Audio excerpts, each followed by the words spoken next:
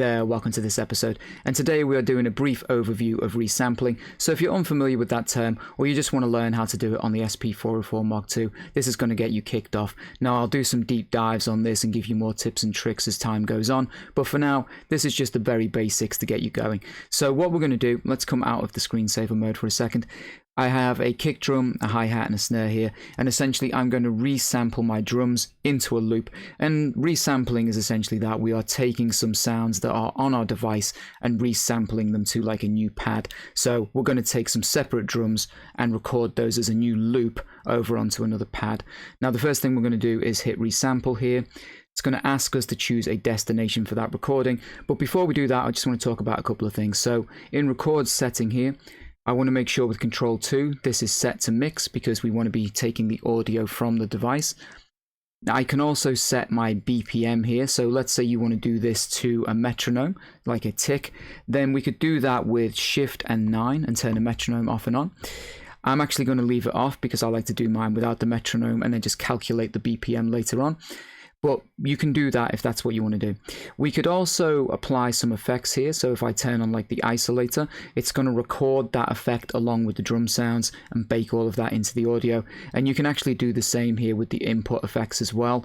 So you can, choose a certain effect and have that recorded at the same time.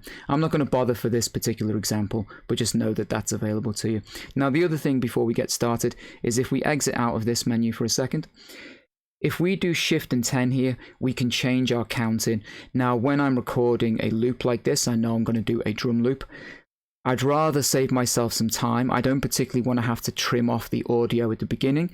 So if this has a counting of like a bar, or it just starts recording immediately, we're going to end up with some silence or something that we need to like trim off. Or if you're doing like the counting, you're going to have to be very quick and precise about how you start your drum loop. What is better is to do Shift and 10 here and make sure that this is set to count in wait, because it will only start recording when you hit your first pad. So I know as soon as I do my kind of like downbeat kick drum at the beginning of the loop, it's going to start that recording and I won't have to trim any fat off at the beginning. So it's going to be nice and handy and save us a step later on. So I've set that up.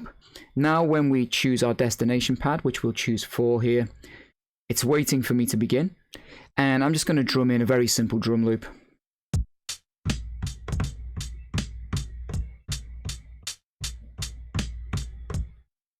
And we can hit record or resample when we're done. And you'll see it said recording complete.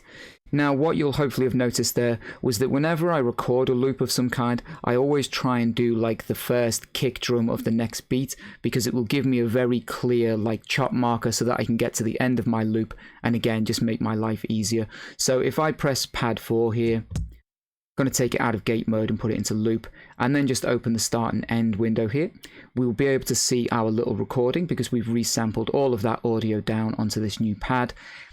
And I can see the end kick drum here. So using my Control 3, I can come along and find the end points, get close to it, then use the push and enter here to zoom right in. And I did a whole video on start and end points if you're unfamiliar with this, but we can zoom all the way in towards our final like kick drum here, which is the beginning of the next bar. Then I can do push and enter, and essentially I can truncate this down. And if I zoom out, we will now have a perfect loop. And I'm just going to play that for you.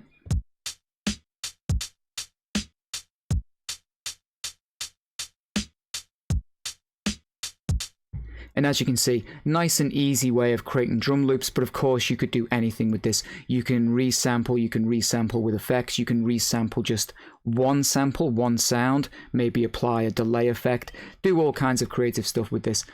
Hope you've enjoyed it, and I'll catch you guys in the next episode. Take care.